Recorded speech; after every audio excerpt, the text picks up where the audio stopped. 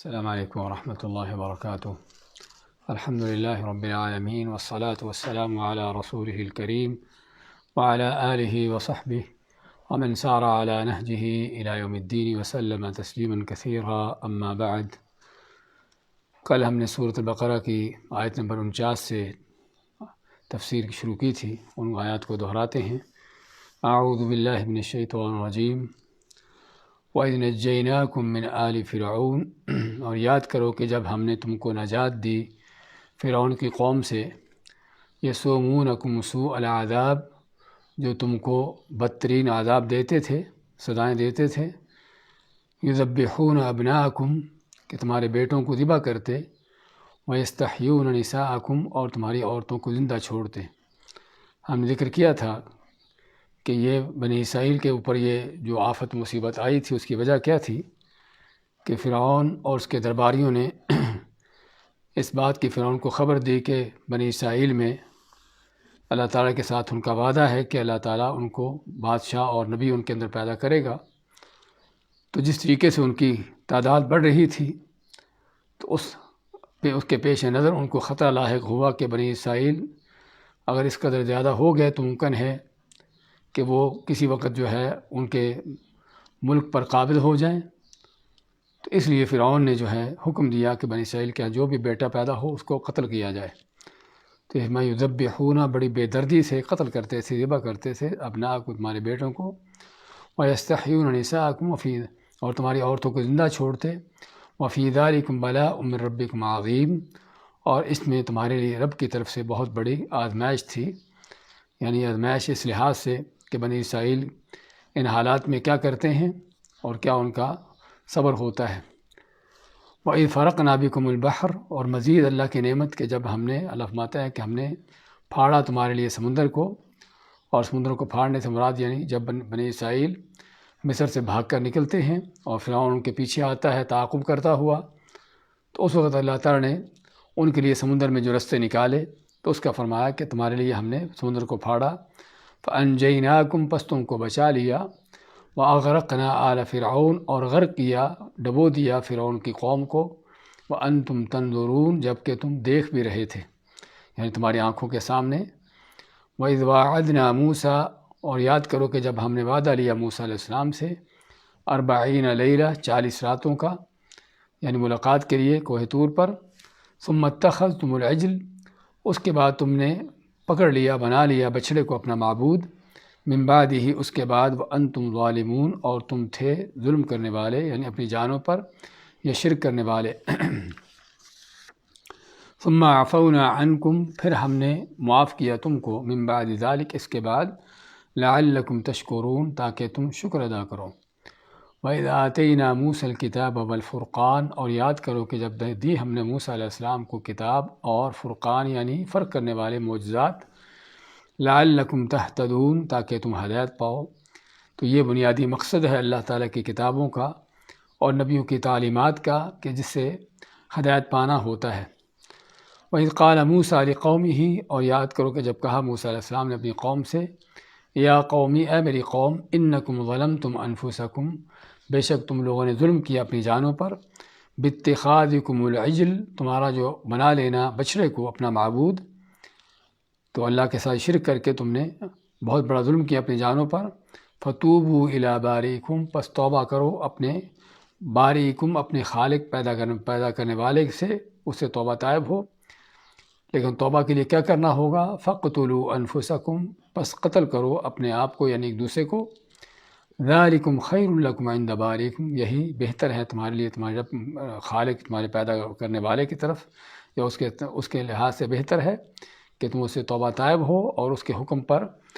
چلتے ہوئے ایک دوسرے کو قتل کرو۔ فتاب علیکم، پس اللہ نے تم پر توبہ کی، انہ هو التواب الرحیم، بے شک وہی ہے جو بہت توبہ قبول کرنے والا، رحم کرنے والا ہے۔ جس میں اس بات کا بیان ہے کہ سابقہ قوموں کے ان کی شریعتوں میں بعض ایسے احکامات تھے کہ جو ہماری شریعت میں ان میں آسانی کی گئی ہے، کہ ان کی توبہ اس وقت قبول نہ ہوئی جب تک ایک دوسرے کو قتل نہ کیا، جبکہ ہمارے دین اسلام میں، شریعت میں، اللہ تعالیٰ نے بندوں کی توبہ کے لیے دروازہ کھول رکھا ہے، اور جب بھی کوئی کتنے بڑا بھی گناہ کیوں نہ ہو، جب اس سے توبہ طائب ہوتا ہے تو اللہ اس کی توبہ قبول کرتا ہے۔ اس کے بعد کی آیات لیتے ہیں۔ اعوذ باللہ من الشیطان الرجیم وَإِذْ قُلْتُمْ يَا مُوسَىٰ لَن نُّؤْمِنَ لَكَ حَتَّىٰ نَرَى اللَّهَ جَهْرَةً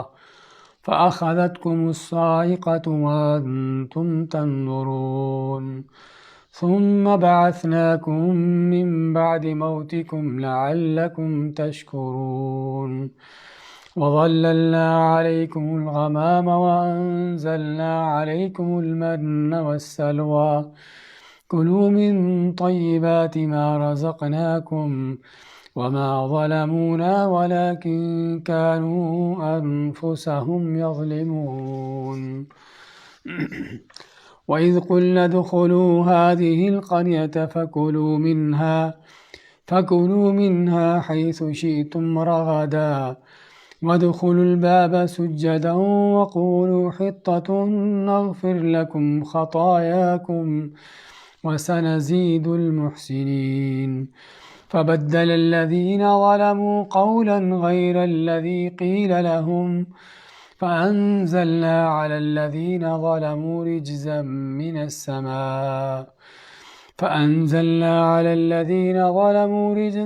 مِّنَ السَّمَاءِ بِمَا كَانُوا يَفْسُقُونَ۔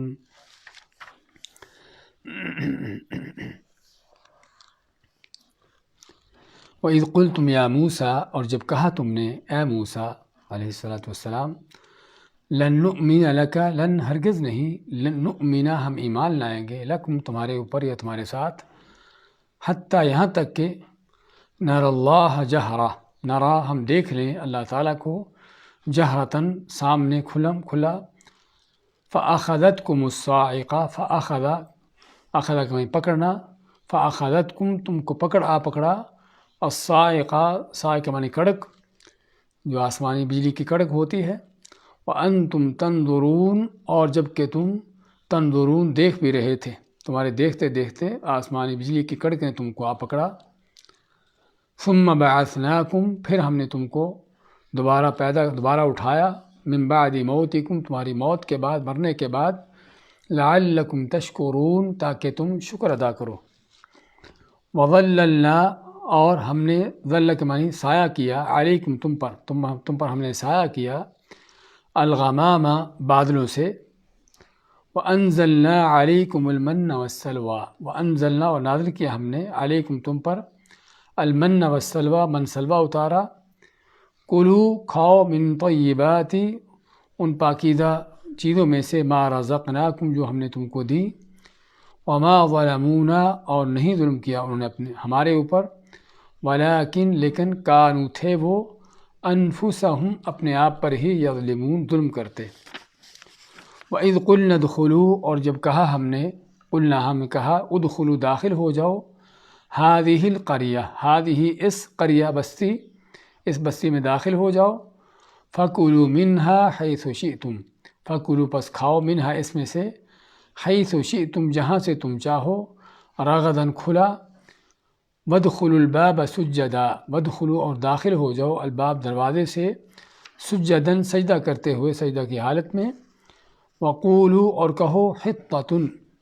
حِطّہ کے معنی ہماری خطائیں بخش دے، نغفر لکم خطایاکم تو ہم بخشش کر دیں گے تمہارے گناہوں کی، غلطیوں کی، خطاؤں کی، وسنزید المحسنین اور بلکہ زیادہ دیں گے نیکی کرنے والوں کو۔ فبدل الذین ظلموا فبدل پس تبدیل کر دیا، الذین ان لوگوں نے، ظلموا جو ظلم کرنے والے تھے، قولاً بات کو، غیر الذی قیل لہم غیر اس کے سوا، قیل لہم جو ان کو کہی گئی تھی، یعنی اس کے علاوہ دوسری بات انہوں نے کہی، فانزلنا پس ہم نے نازل کیا، اتارا، علی الذین ان لوگوں پر، ظلموا جو ظلم کرنے والے تھے، رجزا من السماء رجز کے معنی عذاب، من السماء آسمان سے، بما کانوا یفسقون اس وجہ سے جو وہ فسق نافرمانی کرتے تھے۔ سورۃ بقرہ کی آیت نمبر 56 سے یا 55 سے، آیت نمبر 55 سے 59 تک کی تلاوت اور ترجمہ پیش کیا گیا ہے۔ فرماتا اللہ تعالیٰ، وَإِذْ قُلْتُمْ يَا مُوسَىٰ لَن نُّؤْمِنَ لَكَ حَتَّىٰ نَرَى اللَّهَ جَهْرَةً اور یاد کرو کہ جب تم نے کہا کہ اے موسیٰ لن نؤمن لک، ہم ہرگز ایمان نہیں لائیں گے تم پر یا تمہاری بات نہیں مانیں گے۔ یہاں پر نؤمن لک ایک ہوتا ہے آمن بی کہ کسی چیز پر ایمان لانا، اور ایک ہوتا ہے آمن لہو اور لی کہ کسی چیز کو ماننا۔ تو یہاں پر دوسرا معنی ہے کہ تیری بات نہیں مانیں گے، تیری بات پر یقین نہیں کریں گے کہ واقعی تو اللہ کا نبی ہے اور واقعی اللہ تعالیٰ تجھ سے ہم کلام ہوتا ہے۔ حتیٰ نر اللہ جہرہ، حتیٰ یہاں تک کہ نرا ہم دیکھ رہے ہیں اللہ تعالیٰ کو، جہرہ کے معنی سامنے کھلم کھلا دیکھیں۔ تو یہ واقعہ کب کا ہے؟ یہ واقعہ اس وقت کا ہے کہ جب اللہ تعالیٰ نے موسیٰ علیہ السلام کو حکم دیا کہ اپنی قوم کے 70 ان لوگوں کو کہ جو سرکردہ لوگ ہیں علم کے لحاظ سے، اپنی عقل سوچ کے لحاظ سے، ان 70 لوگوں کو جو ہے وہ اپنے ساتھ لے کر آئیں، اور اللہ تعالیٰ سے جب موسیٰ علیہ السلام ہم کلام ہوں تو وہاں پر موجود ہوں، تاکہ یہ لوگ گواہی دیں اپنی قوم کے پاس جا کر کے واقعی موسیٰ علیہ السلام اللہ تعالیٰ سے ہم کلام ہوتے ہیں، اور اللہ تعالیٰ موسیٰ علیہ السلام کو اپنی طرف سے وحی کر کے تعلیمات دیتا ہے۔ تو جب یہ لوگ آئے اور موسیٰ علیہ السلام نے اللہ تعالیٰ سے بات چیت کی، کلام کیا، تو بنی اسرائیل کی جو مختلف طرح کی قباحتیں رہی ہیں اپنی عقل و سوچ کے لحاظ سے، اللہ تعالیٰ اور نبیوں کی مخالفتوں کے لحاظ سے، اور اللہ کے ساتھ نبیوں کے ساتھ بے ادبی کے جو ان کے انداز رہے تھے، اس میں انہوں نے یہ کہا کہ ہم اس وقت تک نہیں مانیں گے کہ واقعہ تو اللہ سے بات چیت کرتا ہے، اور جو تجھ سے بات کر رہا ہے واقعہ اللہ ہے، جب تک ہم اللہ کو اپنے سامنے نہ دیکھ لیں۔ تو یہ کوئی شک نہیں کہ بہت بے ادبی کا انداز ہے اللہ تعالیٰ کے حق میں بھی اور موسیٰ علیہ السلام کے حق میں بھی، کہ موسیٰ علیہ السلام کو جھٹلانے کا انداز ہے کہ ان کو موسیٰ علیہ السلام کی بات پر یقین نہیں تھا کہ واقعی اللہ تعالیٰ سے ہم کلام ہو رہے ہیں، اور اسی طرح اللہ تعالیٰ کے حوالے سے بے ادبی کہ اللہ تعالیٰ کو اس قدر گھٹیا اور یعنی کہ ہیج کر دیا کہ جس طرح کے جب بھی اللہ تعالیٰ کو چاہیں تو ان کے سامنے آ جائے۔ تو یہ ایسے لوگوں کا انداز ہوتا ہے جو جاہل قسم کے ہوتے ہیں۔ تو میں اللہ تعالیٰ نے اس واقعے کو یاد دلاتے ہوئے جب کہا تم نے، اور یہاں پر ہم ایک جو قابل غور چیز دیکھ رہے ہیں وہ یہ ہے کہ قرآن کریم تو نازل ہوا آپ صلی اللہ علیہ وسلم کے اوپر، اور آپ کے زمانے کے جو بنی اسرائیل تھے، یہود و نصارہ تھے، وہ تو ان واقعات کے ہوتے ہوئے موجود نہیں تھے، کیونکہ یہ واقعات تو ہزاروں سال پہلے گزر چکے۔ تو کیسے اللہ تعالیٰ بنی اسرائیل کو مخاطب کر کے فرماتا ہے کہ اذ قلتم، جب کہا تم نے، اور اس سے پہلے بھی اس طرح کی آیتیں کہ جس میں اللہ نے آپ کے زمانے کے بنی اسرائیل کو مخاطب کیا۔ تو اس کا جواب علماء نے یہ دیا ہے کہ حقیقت میں اگرچہ ان کے باپ دادا کا یہ کام تھا، ان کے بڑے یہ کام کر گئے ہیں، اور یہ ان کی نسلیں ہیں، ان کی پیچھے آنے والی اولادیں ہیں، اور نہ کہ صرف ان کی اولادیں ہیں بلکہ انہی کے طریقے پر ہیں کہ جو قباحتیں، جو بے ادبیاں، گستاخیاں ان کے اندر تھیں، وہی کام یہ بھی کر رہے تھے۔ تو اس لیے اللہ تعالیٰ نے آپ کے زمانے کے بنی اسرائیل کو، یہود و نصارہ کو، اس انداز سے مخاطب کیا کہ جس طرح کہ یہی لوگ ہیں جو یہ کام کرنے والے تھے۔ اور اس سے معلوم کیا ہوا کہ اگر کوئی کسی غلط طریقے پر چلتا ہے، کسی بڑے کے غلط طریقے پر چلتا ہے، تو جو بڑے کا حکم ہوتا ہے وہی پیچھے آنے والے کا حکم بھی وہی ہے۔ ماں کہ جب تم نے کہا کہ اے موسیٰ لن نؤمن لک، ہم ہرگز تیری بات نہ مانیں گے، تیری بات پر یقین نہ کریں گے،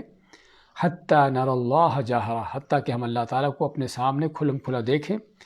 کہ اللہ تعالیٰ ہمارے سامنے آئے اور ہم دیکھیں کہ واقعی اللہ تعالیٰ ہی تم سے ہم کلام ہے۔ تو ان کی اس بے ادبی گستاخی پر اللہ تعالیٰ نے فرمایا کہ ہم نے کیا کیا، ان کو سزا دیتے ہوئے فَأَخَذَتْكُمُ الصَّاعِقَةُ، پس تم کو آ پکڑا ایک کڑک نے،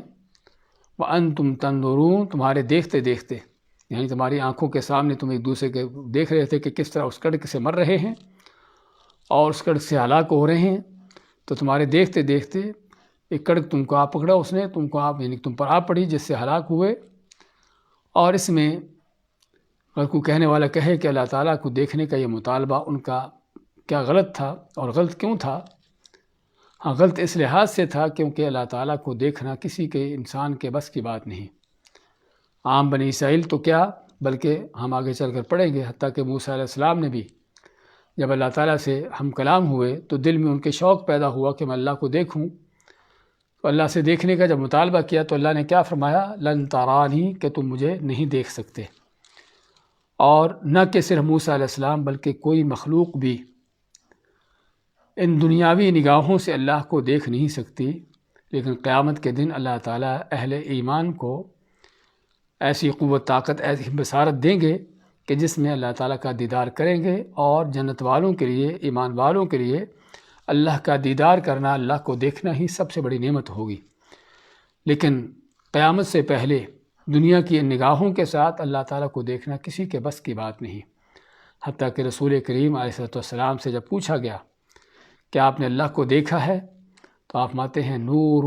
انا اراہ، وہ تو نور ہے، اس کو میں کیسے دیکھ سکتا ہوں۔ اور ام المؤمنین عائشہ رضی اللہ عنہا فرماتی ہیں کہ جو شخص یہ دعویٰ کرتا ہے کہ محمد صلی اللہ علیہ وسلم اللہ کو دیکھا ہے، اس نے بہت بڑا جھوٹ باندھا ہے۔ اور آپ عائشہ رضی اللہ تعالیٰ عنہ سب سے آپ سے قریبی لوگوں میں سے ہیں کہ جو آپ کے ان معاملات کو اوروں سے بہتر جانتی ہیں۔ تو اس لیے کسی مخلوق کا اس کے بس کی بات نہیں کہ اللہ تعالیٰ کو دیکھے، لا تدرکہ الابصار، اس تک کوئی نگاہ نہیں پہنچ سکتی۔ اور بعض احادیث میں جو آپ صلی اللہ علیہ وسلم کے متعلق آتا ہے کہ میں نے اللہ کو دیکھا، تو وہ خواب کی شکل میں ہے، نہ کہ حقیقت میں۔ اور خواب میں کسی، یعنی کہ نہ کہ صرف آپ صلی اللہ علیہ وسلم کا بلکہ کسی انسان کا بھی اللہ تعالیٰ کو دیکھنا کوئی بعید نہیں ہے، یہ چیز ممکن ہے۔ لیکن دیکھنے سے مراد یعنی کہ واقعی اللہ تعالیٰ کی ذات کو حقیقت میں دیکھا جا سکتا ہے۔ تو خیر بات کر رہے تھے کہ یہ، یعنی کہ یہاں پر بنی اسرائیل کا مطالبہ اس لحاظ سے غلط تھا کہ اللہ تعالیٰ کو دیکھنا کسی کے لیے ممکن بات نہیں قیامت سے پہلے، ہاں قیامت کے بعد اللہ تعالیٰ اہل ایمان کو اپنا دیدار کروائے گا۔ تو اللہ ماتا ہے کہ ان کو سزا دیتے ہوئے اللہ نے کیا کیا، فَأَخَذَتْكُمُ الصَّاعِقَةُ، تم کو ایک کڑک نے آ پکڑا، وَأَنْتُمْ تَنْظُرُونَ، تمہارے دیکھتے دیکھتے، یعنی تم مر رہے تھے، ہلاک ہو رہے تھے۔ ثُمَّ بَعَثْنَاكُمْ مِنْ بَعْدِ مَوْتِكُمْ، اللہ ماتا ہے کہ ثم پھر بعثناکم، بعث کے معنی ہوتا ہے مرنے کے بعد دوبارہ اٹھانا، کھڑا کرنا۔ تو اسی معنی کہ پھر ہم نے تم کو اٹھایا، کھڑا کیا، من بعد موتکم، تمہاری اس موت کے بعد، لعلکم تشکرون، تاکہ تم شکر ادا کرو۔ اور بعد موتکم، موت کا لفظ اس بات کا معنی دیتا ہے کہ واقعی بنی اسرائیل اس کڑک سے ہلاک ہو گئے تھے، مر گئے تھے، نہ کہ صرف بے ہوش ہوئے تھے جس طرح کے بعض مفسرین کا کہنا ہے۔ تو موت کا لفظ یہاں پر بھی، اور اس طرح دوسری آیات میں بھی اسی کے معنی کے الفاظ آتے ہیں، کہ جس طرح کہ دوسری صورت میں اللہ تعالیٰ سورۃ اعراف میں کہ موسیٰ علیہ السلام نے کیا فرمایا، لو شئت اہلکتہم من قبل وإیائی اتہلکنا بما فعل السفہاء منا، کہ اللہ تعالیٰ اگر تو چاہتا تو اس سے پہلے مجھے بھی اور ان کو بھی ہلاک کر دیتا، کیا تو ہمارے جو بیوقوف لوگ ہیں ان کی وجہ سے ہم کو ہلاک کرتا ہے؟ تو وہاں پر بھی ہلاک کا اہلکتہم، ان کو ہلاک کر دیتا۔ تو ہلاک کا لفظ یہاں پر یہ بھی لفظ معنی دیتا ہے کہ واقعی ہی ان کی حقیقی موت تھی اور اللہ نے ان کو اس کڑک سے مار دیا تھا۔ اور پھر موسیٰ علیہ السلام اللہ تعالیٰ سے گڑ گڑاتے ہیں، دعاگو ہوتے ہیں کہ اللہ یہی تو میری قوم کے بہتر لوگ تھے اور جن کو میں یعنی کہ لایا تھا، تو اگر یہ ہلاک ہو جاتے ہیں تو پیچھے کون رہے گا؟ اور پھر یہ بھی کہ سبھی کے سبھی تو ہلاک ہو گئے، میں قوم کو جا کر کیا بتاؤں گا کہ انہوں نے کیا جرم کیا تھا اور کس وجہ سے ہلاک ہوئے، کون میری بات مانے گا؟ تو اس لیے موسیٰ علیہ السلام اللہ سے گڑ گڑا کے دعائیں کرتے ہیں ان کے دوبارہ زندہ ہونے کی، تو اللہ تعالیٰ اپنی قدرت سے ان کو زندہ کرتا ہے۔ اور یہ پہلی آیت ہے جس میں ہم دیکھ رہے ہیں اس واقعے کو، اللہ نے کسی کو مرنے کے بعد دوبارہ زندہ کیا۔ اور اسی سورہ بقرہ میں ہم کئی موقعوں پر پڑھیں گے یہ چیزیں، کہ جس میں اللہ نے بعض مثالیں دی ہیں کہ اللہ تعالیٰ کس طرح مرنے کے بعد دوبارہ زندہ کرنے پر قادر ہے۔ اور ان مثالوں کو پیش کرنے کا مقصد لوگوں کو یہ بتانا، واضح کرنا ہے کہ اللہ تعالیٰ کی قدرتیں ہر طرح کی ہیں، اور وہ جب چاہے جس کو چاہے، اگرچہ قیامت سے پہلے ہی جب چاہے کسی کو زندہ کر سکتا ہے، لیکن یہ صرف اللہ کی طرف سے ہے، وہ جس کو چاہے اس کے ساتھ کرے، بندوں کے اختیار میں نہیں ہے کہ وہ اپنے آپ کو زندہ کر سکیں، اور نہ ہی کسی کو حق ہے کہ کسی کے بارے میں دعویٰ کرے کہ فلاں زندہ ہو کے دوبارہ دنیا میں آتا ہے۔ اس طرح کے دعوے جھوٹے ہیں، علم غیب کی چیزیں ہیں کہ جو انسان کے علم سے بالا تر ہیں، اور اللہ کے اختیارات میں سے ہے کہ وہ جب چاہے جس طرح چاہے کرتا ہے۔ ثم بعثناکم، پھر ہم نے تم کو دوبارہ زندہ کیا، من بعد موتکم، تمہارے مرنے کے بعد، لعلکم تشکرون، تاکہ تم اللہ کا شکر ادا کرو کہ واقعی اللہ نے تم کو مہلت دی اور اس غلطی کی سزا دینے کے باوجود تم کو پھر سے زندہ کر دیا اور تم کو یعنی کہ ہمیشہ کے لیے ہلاک مار کر یعنی تم کو اس کی سزا تم پر باقی نہ رکھی بلکہ تم کو زندہ کر دیا۔ اللہ کا شکر ادا کرو تاکہ وَظَلَّلْنَا عَلَيْكُمُ الْغَمَامَ وَأَنزَلْنَا عَلَيْكُمُ الْمَنَّ وَالسَّلْوَىٰ۔ مزید اللہ تعالیٰ کی نعمت بنی اسرائیل پر کیا ہوتی ہیں؟ فرمایا وَظَلَّلْنَا، ظل کے معنی کیا ہوتا ہے؟ سایہ، کہ ہم نے سایہ کیا علیکم تم پر الغمام بادلوں سے۔ اب یہ سائے کی ضرورت کیوں پیش آئی بادلوں سے سائے کی؟ کہ ہم جس طرح پڑھ کے آئے ہیں کہ بنی اسرائیل نے جب سمندر پار کیا، مصر سے بھاگتے ہوئے جب نکلے ہیں، سمندر پار کر کے کہاں اترتے ہیں؟ صحرائے سینا میں۔ اب یہ صحرا تھا، یہاں پر کوئی مکان ان کی عمارتیں تو اس طرح کی چیزوں کا تو نام و نشان نہیں تھا، بلکہ ان کے پاس کوئی خیمہ تک بھی ایسا نہیں تھا کہ جس کے نیچے اپنا سر چھپا سکیں، اور عموماً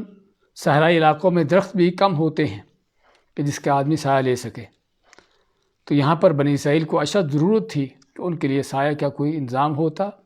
تو اللہ تعالیٰ نے اپنی قدرت سے ان کے لیے بادلوں کا انتظام کر دیا کہ وہ جہاں کہیں بھی جاتے اور جہاں کہیں بھی رکتے ٹھہرتے، بادل ان کے اوپر ہوتا اور ان کو سایہ کی ہوتا۔ اور بعض مفسرین کا کہنا ہے کہ بادل بھی یہ سفید ہوتے کہ جس میں ان کو روشنی بھی، دھوپ بھی کسی حد تک، معمولی حد تک جس کی ضرورت ہے وہ بھی ملتی رہتی،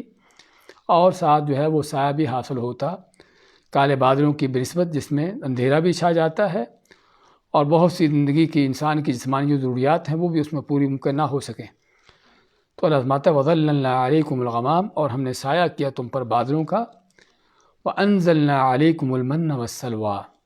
اب رہنے کے لیے تو بادل اوپر کر دیے کہ تاکہ ان کو دھوپ سے ہلاک نہ ہو جائیں۔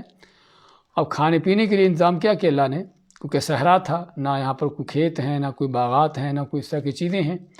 کہ جن کے پھل سبزیاں یا اس طرح کی چیزیں ان کو حاصل ہوں۔ تو صحرا میں اللہ تعالیٰ نے ان کے کھانے پینے کے لیے دو چیزوں کی نعمت دی کہ وہ من اور سلوہ۔ من سلوہ کیا ہے؟ اس میں علماء کے بہت سے تفصیلات ہیں، بہت سے ان کے اقوال ہیں، کسی نے کچھ کہا ہے اور کسی نے کچھ کہا ہے۔ علامہ ابن سعدی رحمۃ اللہ علیہ فرماتے ہیں کہ من سلوہ اصل میں ہر اس طرح کی روزی کے، ہر اس طرح کی کھانے پینے کی چیزوں کے نام ہیں کہ جو اچھی چیز ہو اور جو انسان کو بغیر کسی مشکل کے اور بغیر کسی محنت کے مل جائے۔ اس میں مختلف طرح کی چیزیں ہو سکتی ہیں، جس طرح کے روایتوں میں ذکر آتا ہے کہ وہ زنجبیل ہے، من کے لفظ کے معنی، من کی تفسیر کرتے ہیں کہ وہ زنجبیل یعنی جو سنڈ ہوتی ہے، یا آپ سر فرماتے ہیں صحیح بخاری کی حدیث میں کہ جو صحراؤں میں یا اپنے پیدا ہونے والی ریت میں ایک کھمبی نام کی چیز ہوتی ہے، اور یہ کھمبی بھی کیا ہے؟ ان الکمأۃ من المن، کہ یہ کھمبی بھی من میں سے ہے، من کا حصہ، یعنی آپ فرماتے ہیں من المن، کہ من میں سے ہے، یعنی کہ یہی من ہے۔ اس کا مطلب یہ ہو کہ اس کے علاوہ اور بھی کچھ چیزیں تھیں۔ تو اس لیے ہم مثال فرماتے ہیں کہ اصل جو ہے وہ یہی ہے کہ ہر وہ چیز جو کھانے والے کے لیے صحت مندی کے لحاظ سے بھی اچھی ہو، ذائقے کے لحاظ سے بھی اچھی ہو، تو ہر وہ چیز اس من کے لفظ میں آ جاتی ہے۔ مایا کہ انزلنا علیکم المن، اور ہم نے نازل کیا تم پر من۔ اور بعض دوسرے مفسرین کا کہنا ہے کہ من جو ہے ایک شہد کی طرح کا، جس طرح شبنم پڑتی ہے شہد کی طرح جو ہے وہ درختوں پتوں پر اس طرح کی چیز پڑتی، اور یہ لوگ اس کو اتار کے کھاتے۔ تو ہم کہتے ہیں وہ بھی ممکن ہے۔ اس کے علاوہ جو کھمبی وغیرہ باقی احادیث میں ان چیزوں کا ذکر آتا ہے، اور یہ بھی سبھی چیزیں مختلف طرح کی جو کھانے پینے کی چیزیں تھیں اس میں آ سکتی ہیں۔ والسلویٰ، اور سلویٰ سے مراد کیا ہے؟ سلویٰ سے مراد وہ بٹیر ہیں، پرندے ہیں جو اللہ تعالیٰ ان پر بھیجتا تھا۔ وہ پرندوں کے جھنڈ ان کے پاس آتے، اور یہ لوگ بغیر کسی مشقتوں کے، بغیر کسی مشکلات کے ان کو پکڑتے اور ان کو ذبح کر کے کھاتے۔ اور یہ اللہ تعالیٰ کی طرف سے بہت بڑا اس قوم کے لیے انعام تھا کہ جس طرح کہ کہا جاتا ہے کہ بنی اسرائیل کی تعداد لاکھوں تک تھی، تو اتنے لاکھوں کے لیے اس طرح کے صحرا میں کہ جہاں پر کسی ایک آدمی کے لیے بھی شاید روزی کا کوئی انتظام اس کو میسر نہ ہو، اللہ تعالیٰ کا ان لاکھوں کے لیے، اتنے بڑے قوم کے لیے، اتنے بڑے تعداد کے لیے کھانے پینے کے انتظامات کرنا بغیر کسی دنیا کے ظاہری وسائل کے، کہ باغات کھیتیوں کے، تو کوئی شک نہیں کہ اللہ تعالیٰ کی بہت بڑی قدرت کی نشانی ہے اور اللہ تعالیٰ کی بہت بڑی نعمت اور انعام کا بیان ہے۔ تو میں وَأَنزَلْنَا، یعنی اس نعمت کو بھی یاد کرو کہ جو ہم نے تم پر نعمت کی، کس بات کی؟ المن والسلویٰ، تم پر من سلوہ نازل کرنے کی۔ کُلُوا مِن طَیِّبَاتِ مَا رَزَقْنَاکُم، یہ نعمتیں کا ذکر کرنے کے بعد اللہ تعالیٰ کلو کھاؤ من طیباتی ان پاکیزہ طیب چیزوں میں سے ما رزقناکم جو ہم نے تم کو دی ہیں، جسے پتہ چلا کہ یہ نعمتیں جو ان کو ملی تھیں طیب تھی، پاکیزہ تھیں، اس میں کوئی ایسی چیز نہ تھی جو حرام کی ہو یا کوئی ناجائز ہو۔ تو کیونکہ طیبات کا لفظ عموماً جو ہے حلال اور پاکیزہ چیزوں کے لیے استعمال ہوتا ہے، اور اس کے ساتھ ساتھ طیب کا لفظ جو ہے کسی چیز کے عمدہ اچھا ہونے کے لیے بھی استعمال ہوتا ہے، کہ ان کی یہ خوراک ان کو جو مل رہی تھی بہتری کے لحاظ سے بھی، اپنے معیار کے اعتبار سے، اور ویسے بھی پاکیزہ اور طیب حلال ما رزقناکم جو ہم نے تم کو دیا ہے، اس میں کھانے کی اس نعمت کو بیان کرتے ہوئے ان کو احساس دلایا کہ ہم نے تم کو یہ نعمتیں دی ہیں، تم نے خود پیدا نہیں کر لی، تم نے خود ان کو حاصل نہیں کر لیا، تو اس کا تقاضا ہے کہ اللہ تعالیٰ کے شکر ادا کرو۔ وما ظلمونا ولكن كانوا انفسهم يظلمون، وما اور نہیں، ظلمونا انہوں نے ہم پر ظلم کیا، ولكن كانوا لیکن وہ تھے، انفسهم اپنے آپ پر ہی، یظلمون ظلم کرتے۔ یہ ظلم ان کا کیا تھا؟ یہ ظلم ان کا تھا اللہ تعالیٰ کی ان نعمتوں کی ناشکری کرنا اور ان سے روگردانی کرنا، ان نعمتوں کے تقاضوں کے برخلاف چلنا۔ تقاضا تو یہ تھا کہ ایک اللہ کی عبادت کی جاتی، اس کی اطاعت کی جاتی، لیکن انہوں نے ان نعمتوں کی ناقدری کرتے ہوئے اللہ تعالیٰ کی نافرمانیاں کیں، اور بلکہ یعنی کہ براہ راست ان نعمتوں کے بدلنے کا، ان کو چھوڑ کر اور چیزیں حاصل کرنے کا مطالبہ کر دیا۔ تو یہ کوئی شک نہیں کہ انسان کا ظلم ہے اپنے آپ پر، کہ اللہ تعالیٰ کی ملی ہوئی نعمتوں کو ٹھکرا دینا، ان کی ناشکری کر کے، ناقدری کر کے ان کو ضائع کر دینا، کسی بھی انداز سے کیوں نہ ہو، کسی وقت بھی کیوں نہ ہو۔ یہ صرف بات بنی اسرائیل کی نہیں ہے، ہر طرح کے اس طرح کے لوگوں کی جو اللہ کی نعمتوں کی قدردانی نہیں کرتے اور ان پر اللہ کا شکر ادا نہیں کرتے، اور نعمتوں کا جو تقاضا ہے، حق ہے اللہ کی عبادت کا، وہ نہیں کرتے، تو کوئی شک نہیں کہ سبھی جو ہے اللہ تعالیٰ کی ان نعمتوں کو ٹھکرانے کے ناشکری کے انداز ہیں، کہ جو انسان کا اپنی جان پر ظلم ہے، کہ جس سے اللہ تعالیٰ نعمتیں چھین لیتا ہے، اور نعمتیں چھین کر طرح طرح کے مصیبتیں عذاب ڈالتا ہے، جس طرح کہ اللہ کا فرمان ہے وَإِذْ تَأَذَّنَ رَبُّكُمْ لَئِن شَكَرْتُمْ، اور جب تیرے رب نے اس بات کا فیصلہ کیا کہ اگر تم شکر کرو گے تو لَأَزِيدَنَّكُمْ، تو میں ضرور تم کو زیادہ دوں گا، اور اگر ناشکری کرو تو پھر کیا ہے، إِنَّ عَذَابِي لَشَدِيدٌ، پھر میرا عذاب جو ہے بڑا سخت اور شدید ہے۔ تو یہاں پر بھی اس بنی اسرائیل نے ان نعمتوں کی ناقدری کر کے، ناشکری کر کے ظلم کیا۔ اللہ ماتا ہے کہ لیکن ان کا یہ ظلم ہمارے اوپر نہیں تھا، وَلَكِنْ كَانُوا أَنفُسَهُمْ يَظْلِمُونَ، لیکن وہ اپنی جانوں پر خود ہی ظلم کرتے تھے، اور جس میں صرف بات ان کی بنی اسرائیل کے اس واقعے کی نہیں، بلکہ انسان جو بھی گناہ ظلم کرتا ہے اللہ تعالیٰ کے اوپر کوئی ظلم نہیں۔ ہاں ٹھیک ہے، اللہ کے حکم کی نافرمانی ہوتی ہے، لیکن اللہ کو اس نافرمانی سے کوئی نقصان نہیں ہوتا، کسی ایک انسان کا تو کیا، بلکہ اللہ تعالیٰ ماتا ہے کہ اگر پوری روئے زمین کے لوگ سبھی کے سبھی کانوا علی افجر قلب رجل، ایسے آدمی کی طرح ہو جائیں کہ جو سب سے زیادہ فاجر، فاسق، بے ایمان ہو سکتا ہے، تب بھی اللہ ماتا ہے کہ میری بادشاہت میں، میری شان و منزلت میں کوئی کس طرح کی کمی پیدا نہیں ہوگی۔ تو اس لیے انسان کا جو جرم ہے، جو ظلم ہے، وہ اپنی جان پر ہے، اپنے آپ پر ظلم ہے۔ اس کے بعد ہمارے وَإِذْ قُلْنَا ادْخُلُوا هَٰذِهِ الْقَرْيَةَ، مزید بنی اسرائیل کے واقعات جو ان کے ساتھ پیش آئے اور اللہ تعالیٰ کی نعمتیں ان پر رہیں، اس میں ایک یہ بھی تھا کہ جب بنی اسرائیل صحرا سینا میں اترتے ہیں تو اب ان کا مطالبہ تھا، جس طرح کہ اگلی آیتوں میں آ رہا ہے، کہ ہم منسلوا کھا کر اکتا چکے ہیں، ہمیں کوئی ان کے ایسی کھیتیاں چاہیے جس میں گندم ہو، اناج ہو، مختلف طرح کی اس طرح کی کھانے کی چیزیں ہوں۔ تو اللہ تعالیٰ ان کو فرمایا کہ اگر تم یہ چیزیں چاہتے ہو تو پھر تم اس بستی میں اتر جاؤ، چلے جاؤ وہاں پر، اور تم نے جو مانگا ہے وہ تم کو ملے گا۔ یعنی بستی میں اترنے کا معنی کہ جو قوم وہاں پر رہتی ہے ان کے خلاف جہاد جنگ کر کے، یعنی اس جگہ پر تم رہو، قابض ہو جاؤ، اور پھر وہاں کی کھیتیوں سے فائدہ اٹھاؤ۔ اب یہ بستی کون سی ہے؟ هذه القرية، اس بستی، اس میں علماء کے مختلف رائے ہیں، لیکن جو سب سے صحیح ترین ہے وہ یہ ہے کہ اس سے مراد بیت المقدس ہے، کیونکہ بیت المقدس ہی وہ جگہ ہے کہ جس کا سورۃ المائدہ میں اللہ تعالیٰ آگے چل کر بیان فرماتا ہے، یا موسیٰ علیہ السلام نے کیا فرمایا، یا قوم ادخلوا الارض المقدسۃ التی کتب اللہ لکم، اے میری قوم داخل ہو جاؤ اس مقدس سرزمین میں جو اللہ نے تمہارے لیے لکھی ہے۔ اور داخل ہونے سے مراد یعنی یہاں یعنی کہ اللہ تعالیٰ کے حکم کے مطابق داخل ہو اور ایک جہاد کی شکل میں، لیکن اس قوم نے جو ہے بنی اسرائیل جو کہ غلامیوں میں پلی تھی اور غلامیوں میں ان کی نسل در نسل چلی آئی تھی، تو ایسی قوم جو غلامیوں میں اس انداز سے رہی ہو ان کے لیے ممکن نہیں ہوتا کہ دوسری قوموں کے مقابلے میں کھڑے ہوں۔ تو سورۃ المائدہ میں وہ تفصیلات آتی ہیں کہ کس انداز سے انہوں نے موسیٰ علیہ السلام کی بات کا انکار کیا، اور بلکہ بڑی گستاخی بے ادبی کے ساتھ کیا کہتے ہیں، اذهب انت وربک فقاتلا انا ہاہنا قاعدون، کہ اے موسیٰ تم اور تمہارا رب جا کے لڑو، ہم تو یہاں پر بیٹھتے ہیں۔ تو اللہ تعالیٰ نے پھر اس قوم کو اس جہاد سے روگردانی کی وجہ سے اللہ فرماتا ہے کہ ہمیں ان پر کیا چیز مسلط کی، ان کو سزا دی۔ سزا کیا تھی کہ اللہ تعالیٰ نے 40 سال تک اس قوم کو صحرا میں بھٹکایا، 40 سال تک صحرائے سینا میں بھٹکتے رہے اور ان کو کراہ نہ مل پاتا۔ اللہ نے ان کو جو ان کے اس جہاد کے حکم سے روگردانی کی سزا دی۔ تو اس کا ذکر کرتا ہے اللہ تعالیٰ، یعنی کہ بعد میں، یعنی لیکن یہ واقعہ موسیٰ علیہ السلام کے زمانے کا نہیں ہے، ظاہر یہ ہے کہ واقعہ ان کے بعد کا ہے، کیونکہ وہ بستی موسیٰ علیہ السلام کے زمانے میں فتح نہیں ہوتی، بلکہ بنی اسرائیل نے انکار کر دیا آگے بڑھنے سے، اور حالانکہ اللہ کا وعدہ تھا کہ جیسے ہی وہ شہر میں داخل ہوں گے تو اللہ تعالیٰ ایسا روب قوم پر ڈالے گا وہاں کے رہنے والوں پر کہ وہ خود بخود چھوڑ دیں گے اور یہ فتح حاصل کر لیں گے۔ لیکن پھر بھی بنی اسرائیل نے اللہ تعالیٰ کے ان وعدوں پر یقین نہ کیا اور آگے بڑھنے کے لیے تیار نہ ہوئے، جس کی سزا اللہ نے ان کو دی کہ 40 سال تک وہ صحرا میں بھٹکتے رہے، اور اس دوران جو ہے ان کے بڑے بوڑھے جو کہ غلامیوں میں پلے ہوئے تھے مر گئے، ہلاک ہو گئے، اور حتیٰ کہ موسیٰ علیہ السلام ان کے بھائی ہارون علیہ السلام بھی اس دوران فوت ہو جاتے ہیں۔ تو 40 سال میں ایک نئی نسل آئی،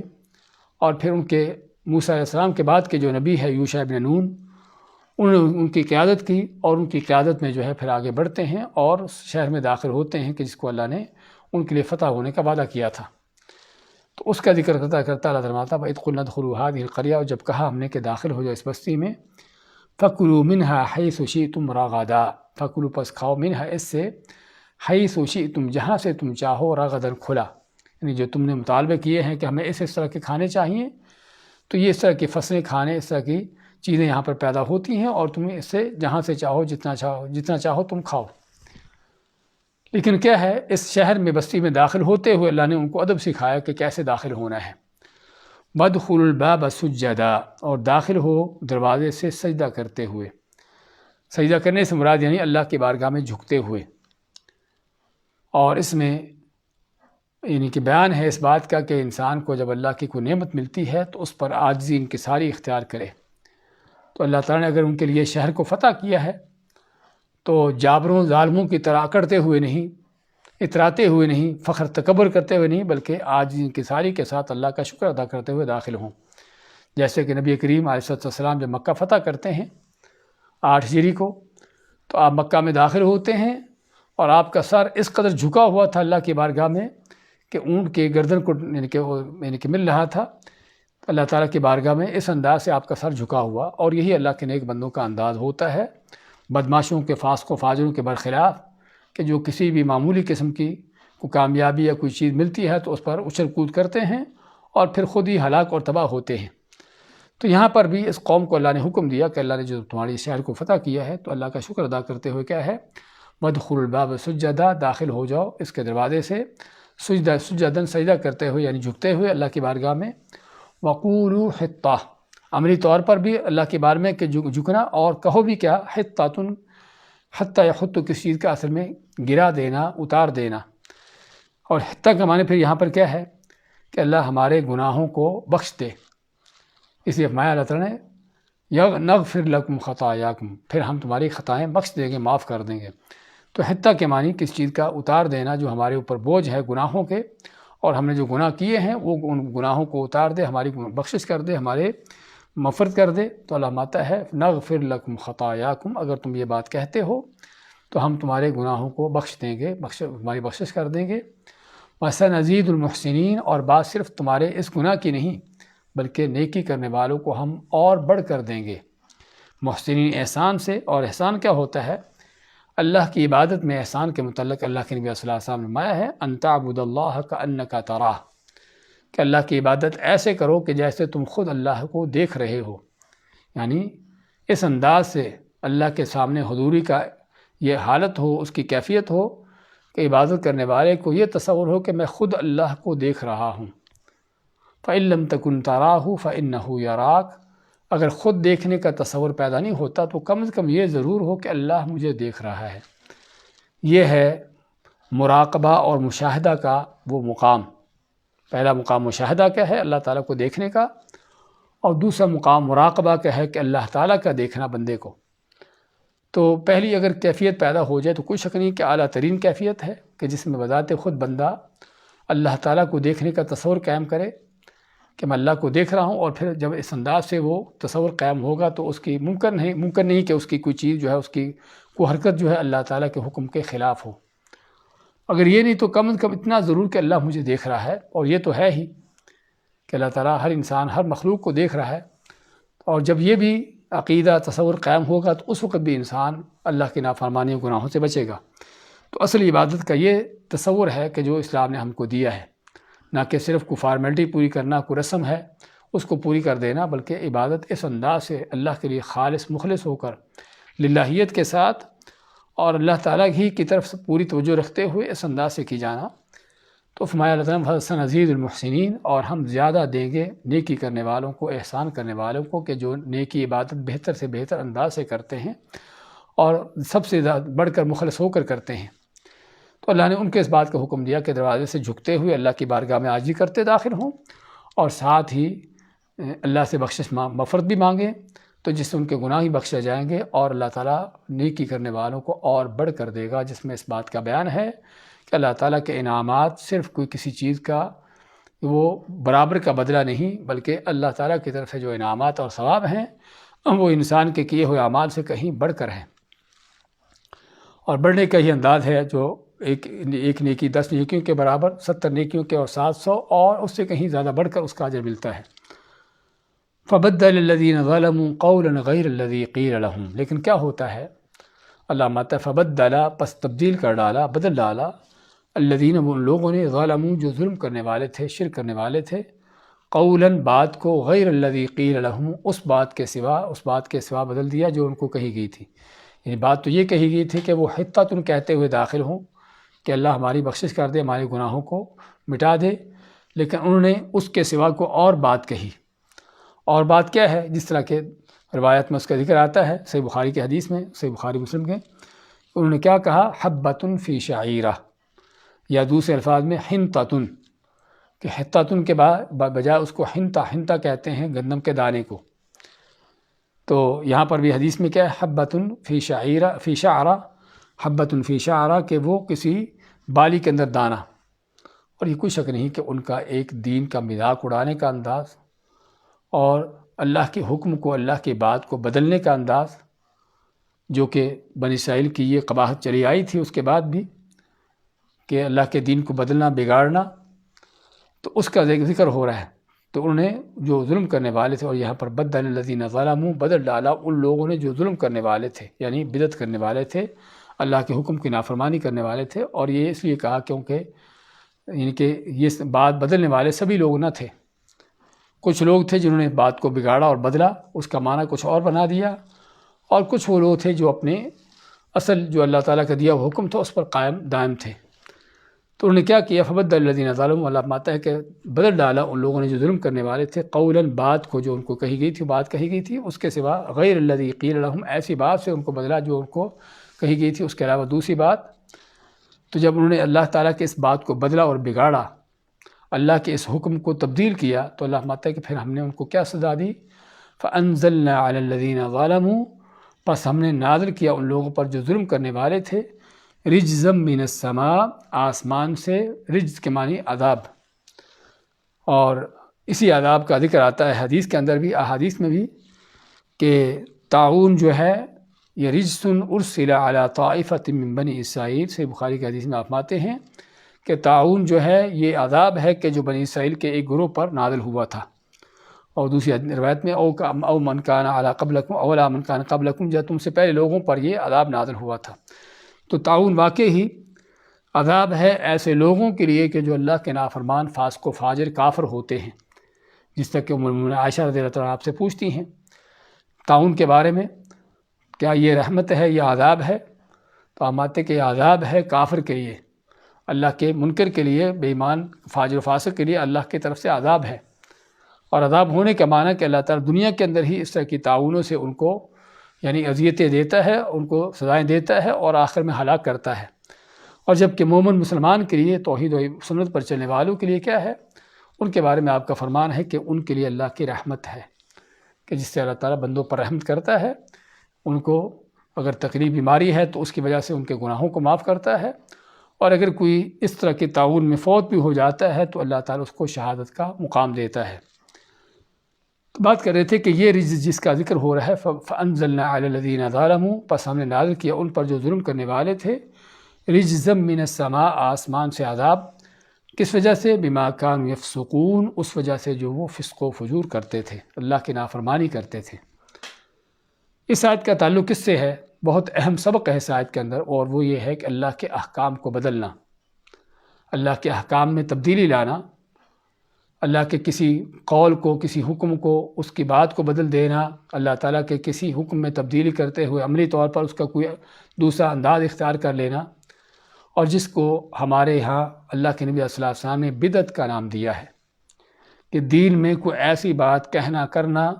کہ جو اللہ کے حکم کے مطابق نہ ہو، عبادت نیکی کے طور پر کوئی ایسی بات کہنا کرنا کہ جس کا اللہ نے حکم نہیں دیا، یا دیا تو ہے لیکن اس کو کسی خاص رنگ شکل میں بدل دینا، تو یہ کیا ہے؟ آپ صلی اللہ علیہ وسلم کا فرمان کل محدثۃ فی دین اللہ بدعہ،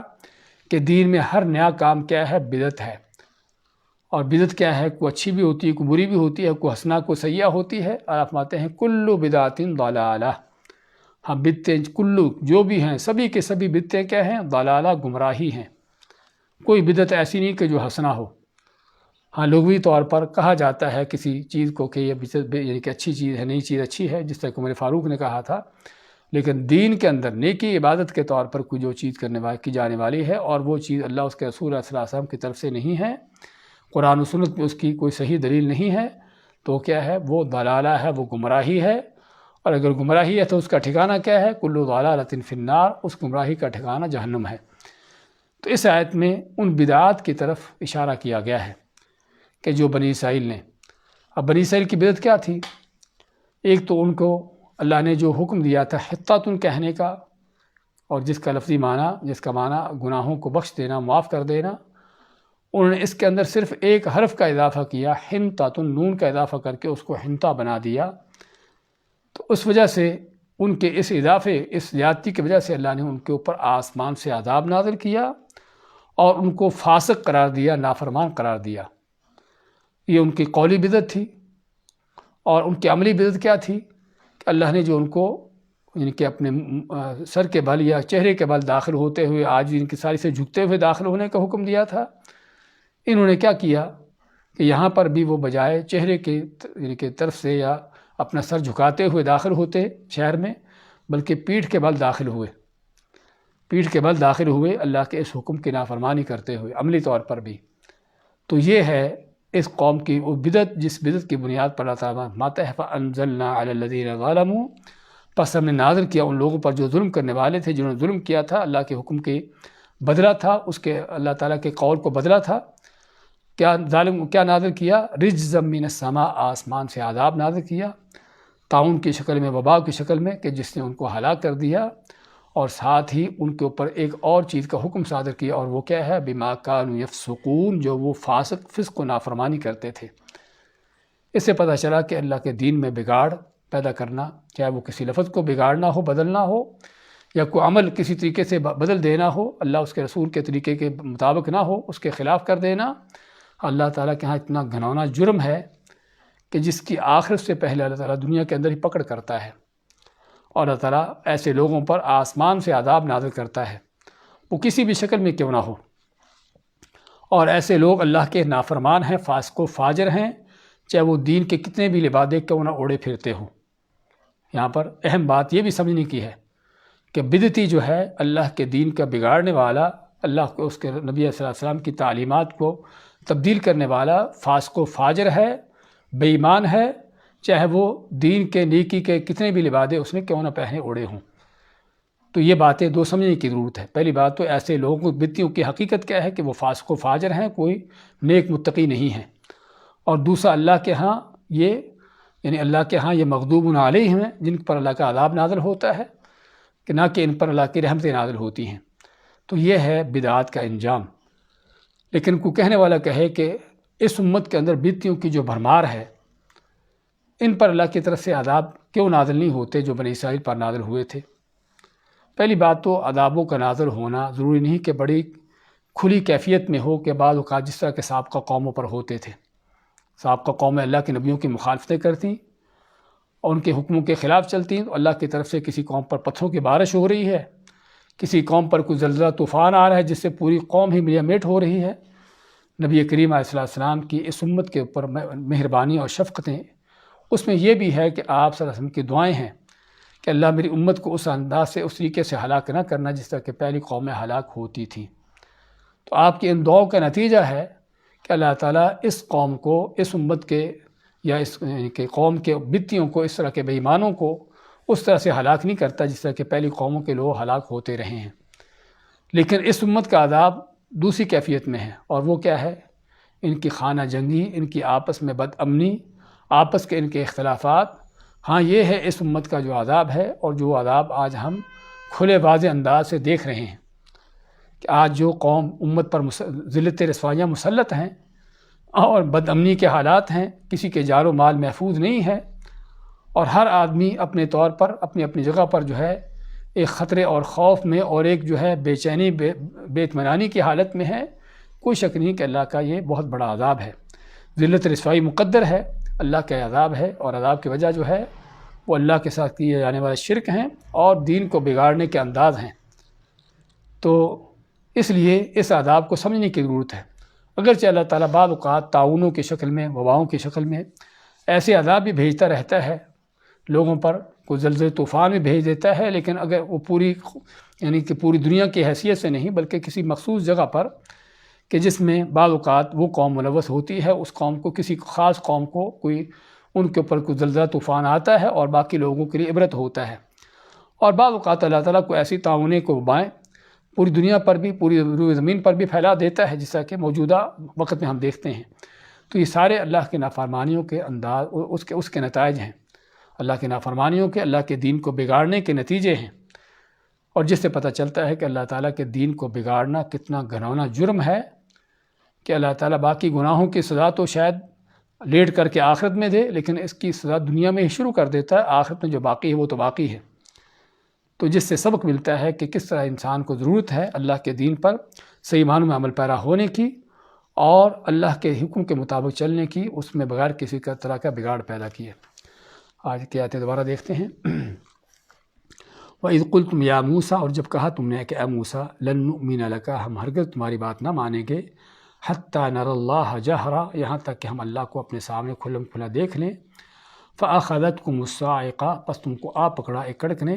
وَأَنْتُمْ تَنظُرُونَ، پس تم دیکھ رہے تھے تمہاری آنکھوں کے سامنے۔ ثُمَّ بَعَثْنَاكُمْ، پھر ہم نے تم کو اٹھایا، زندہ کیا، مِن بَعْدِ مَوْتِكُمْ، تمہاری موت کے بعد، لَعَلَّكُمْ تَشْكُرُونَ، تاکہ تم شکر ادا کرو۔ وَظَلَّلْنَا عَلَيْكُمُ الْغَمَامَ، اور ہم نے سایہ کیا تم پر بادلوں سے، وَأَنزَلْنَا، اور نازل کیا ہم نے، عَلَيْكُمْ تم پر، الْمَنَّ وَالسَّلْوَىٰ، من اور سلویٰ، کُلُوا مِن طَيِّبَاتِ مَا رَزَقْنَاكُمْ، کھاؤ ان پاکیزہ چیزوں میں سے جو ہم نے تم کو، رزقناکم، ہم نے جو تم کو دی ہیں، وَمَا ظَلَمُونَا، اور انہوں نے نہیں ظلم کیا ہم پر، وَلَٰكِنْ كَانُوا أَنفُسَهُمْ يَظْلِمُونَ، لیکن وہ خود ہی اپنی جانوں پر ظلم کرنے والے تھے۔ وَإِذْ قُلْنَا ادْخُلُوا هَٰذِهِ الْقَرْيَةَ، اور جب کہا ہم نے کہ داخل ہو جاؤ اس بستی میں، فَكُلُوا مِنْهَا، پس کھاؤ اس سے، حَيْثُ شِئْتُمْ، فَكُلُوا مِنْهَا، کھاؤ اس میں سے، حَيْثُ شِئْتُمْ، جہاں سے تم چاہو، رَغَدًا کھلا، وَادْخُلُوا الْبَابَ سُجَّدًا، اور داخل ہو جاؤ دروازے سے سجدہ کرتے ہوئے، جھکتے ہوئے، وَقُولُوا حِطَّةٌ، اور کہو حِطَّہ کے معنی بخش دے، نغفر لکم، تو ہم بخشش کر دیں گے، خطایاکم، تمہاری خطاؤں کی، تمہاری غلطیوں کی، وَسَنَزِيدُ الْمُحْسِنِينَ، اور ہم زیادہ دیں گے، زیادہ کریں گے نیکی کرنے والوں کے لیے یا نیکوکاروں کے لیے۔ فَبَدَّلَ الَّذِينَ ظَلَمُوا، پس بدل ڈالا ان لوگوں نے جو ظلم کرنے والے تھے، قولا بات کو غیر الذی قیل لہم اس بات کے خلاف جو ان کو کہی گئی تھی. فانزلنا پس ہم نے نازل کیا علی الذین ظلموا ان لوگوں پر جو ظلم کرنے والے تھے رجزا من السماء آسمان سے عذاب نازل کیا بما کانوا یفسقون اس وجہ سے جو وہ فسق و فجور اور نافرمانی کرتے تھے. بارک اللہ فیکم.